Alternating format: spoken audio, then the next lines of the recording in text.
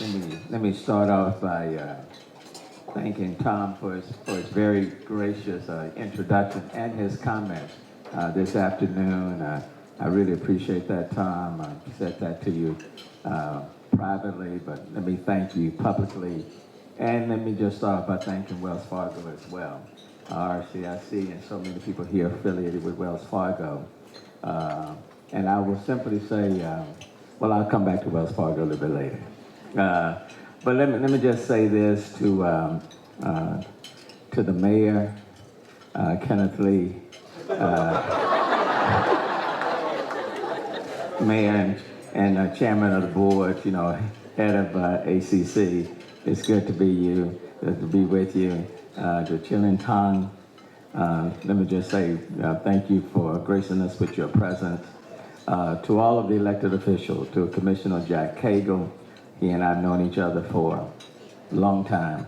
So Commissioner Cagle, it's good to be in your presence, and certainly to our own city council member of District J, to Councilmember Edward Pollard, who I know is very, very, very dedicated to his district and to the city as a whole.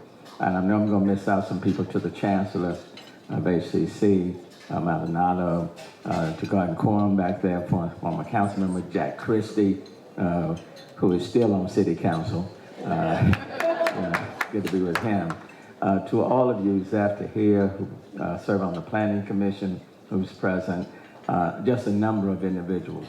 To all of you who participated in the video, Ben, can't thank you all enough.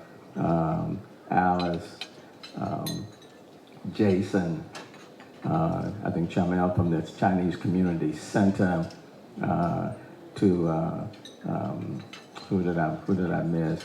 Bobby from the Sikh community.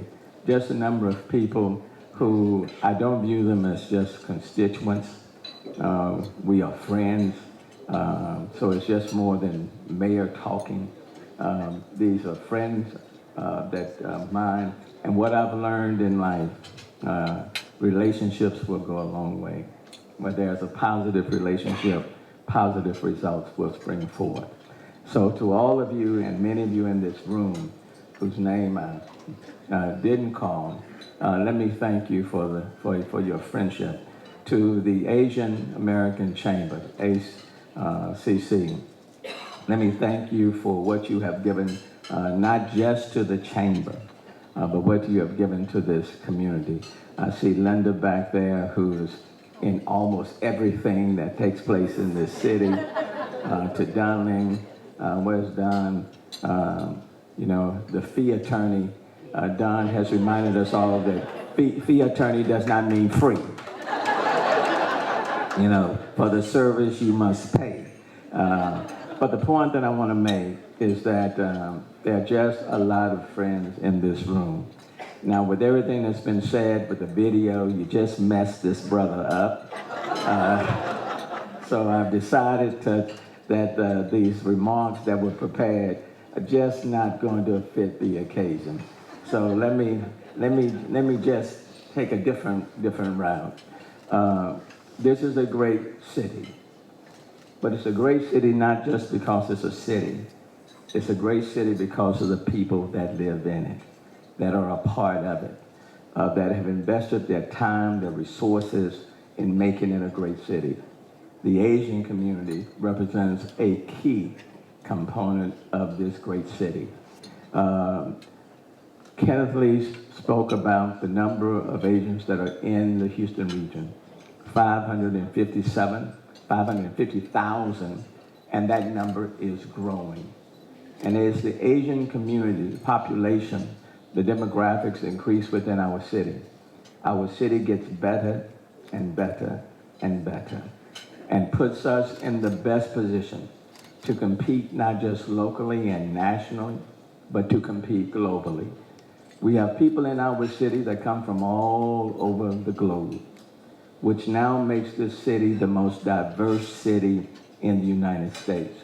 Not New York, not LA, not San Francisco, Chicago, Philadelphia, but the city of Houston.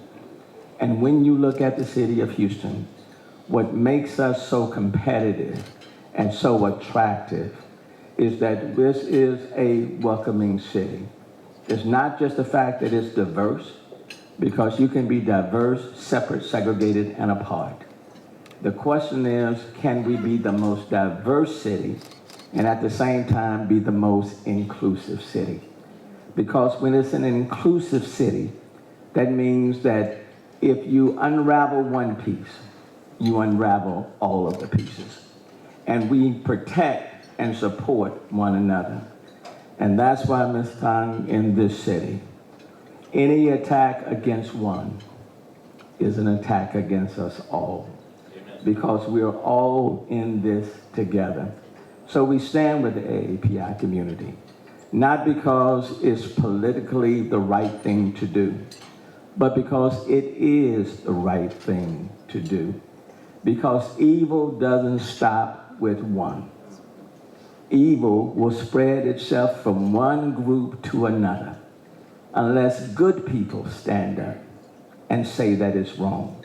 And so all leaders, regardless of their backgrounds, all leaders have a responsibility of standing up soon, not later, and saying that it's wrong. But it's not just about the words. It's about people seeing the relationships that are established, that relationships that are positive and beneficial. One of the reasons when I became mayor, I said that it was my responsibility to be a part of almost every community in this city.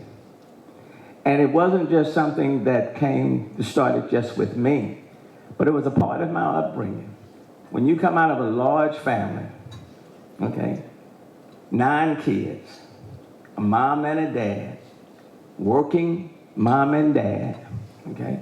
When a dad dies early of cancer, but before my dad died, in a household with 2 bedrooms, a kitchen with only a table that would hold 5, maybe 6 at a time, my dad had this rule at dinner time that when dinner time came, all of his children had to be in the house.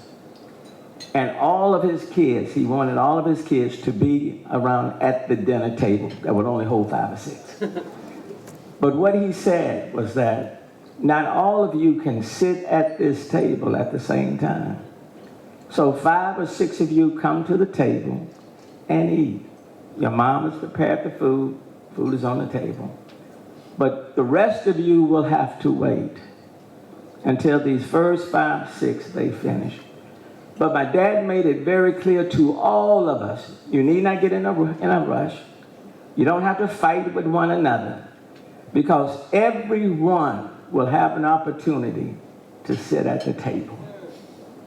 Every one of you all, he said, will have an opportunity to sit at the table.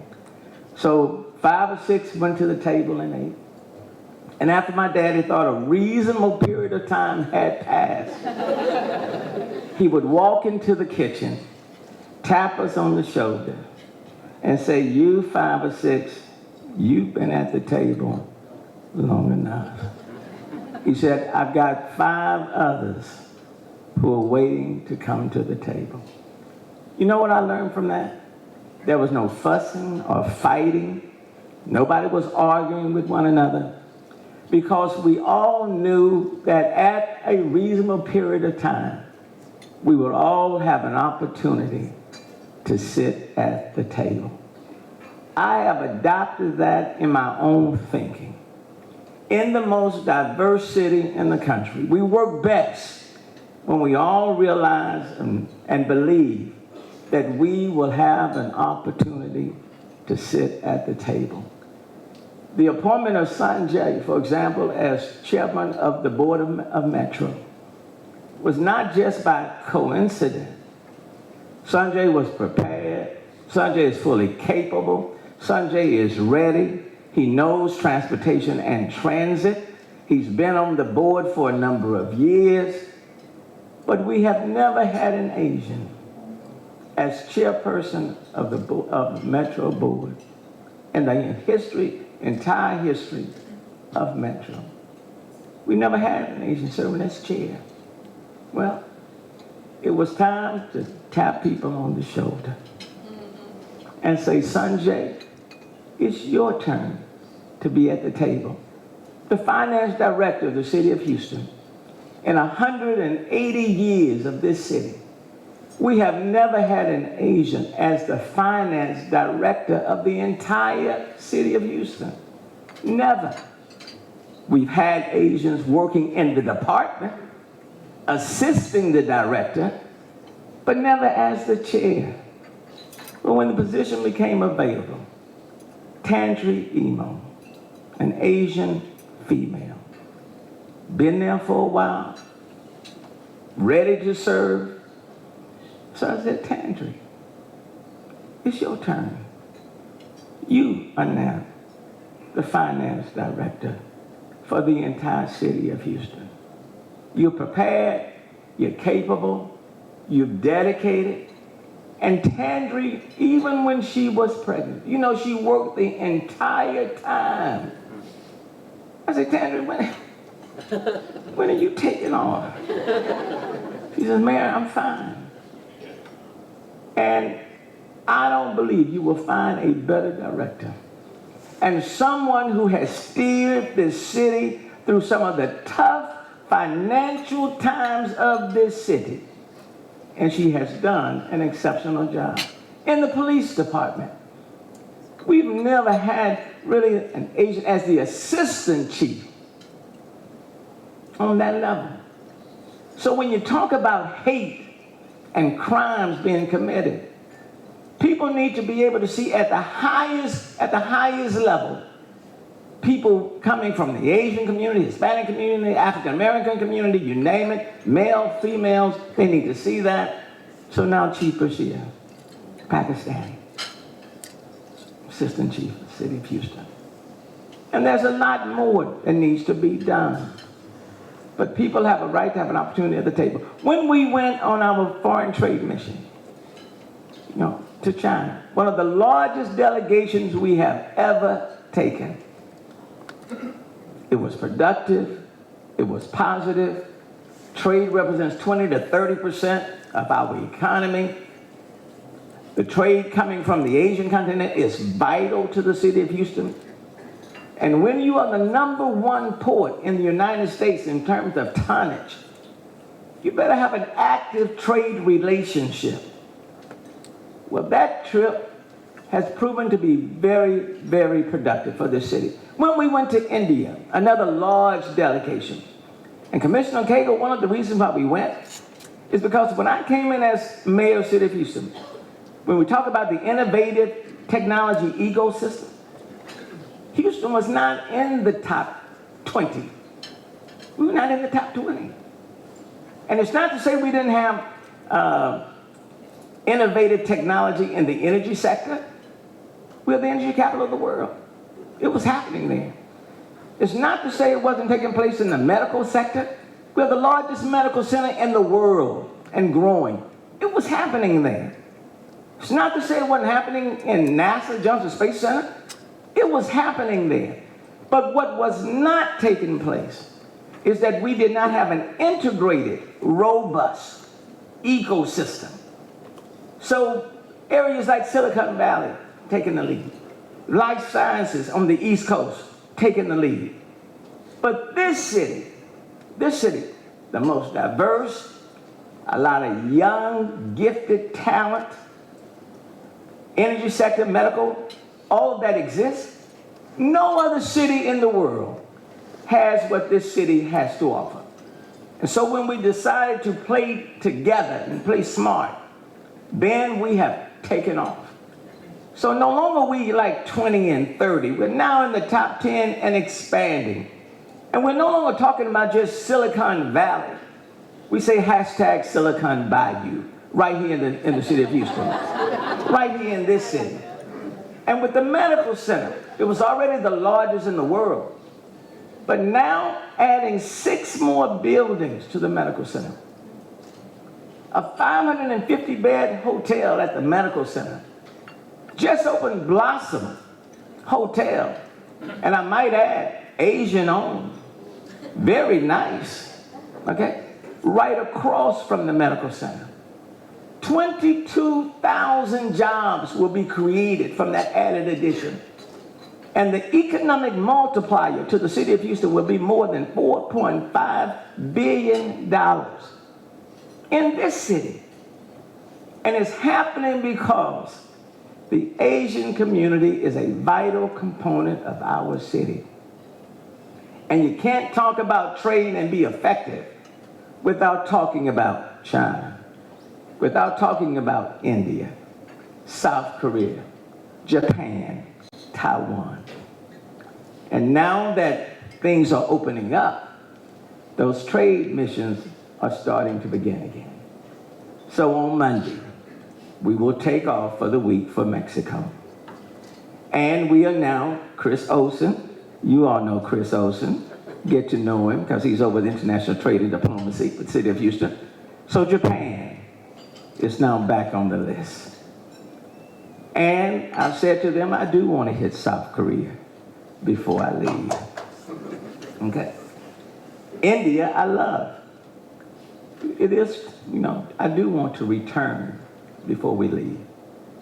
Taiwan, the last time I was there, about 10 years ago. We need to take a look at it again. And there are other places as well. The point is, we have to take advantage of the diversity in our city, where the connections do exist.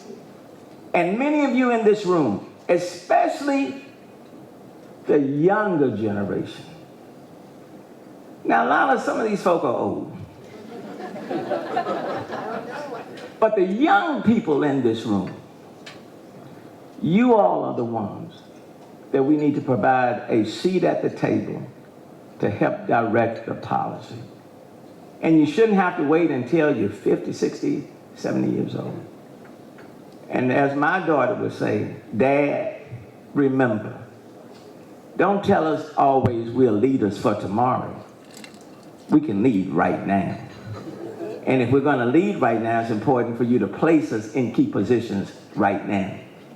So for the boards and commissions that exist within our city, for the younger generation, let me invite you to come and sit at the table right now. And the Asian community, the faces of the Asian community, need to be at the table right now. So if we want to stop the hate, the faces of leadership must be present. And then all leaders must embrace them. Last, I'm going to go to my seat. I do want to thank Wells Fargo because your contribution to the Houston Social Justice Economic Fund is critical. Investing in communities that have been underserved, under-resourced, overlooked, businesses that have been hurt from the pandemic, especially these small businesses that need an infusion of capital. Wells Fargo stepped up and provided $20 million to the city of Houston, to that fund. And I want you to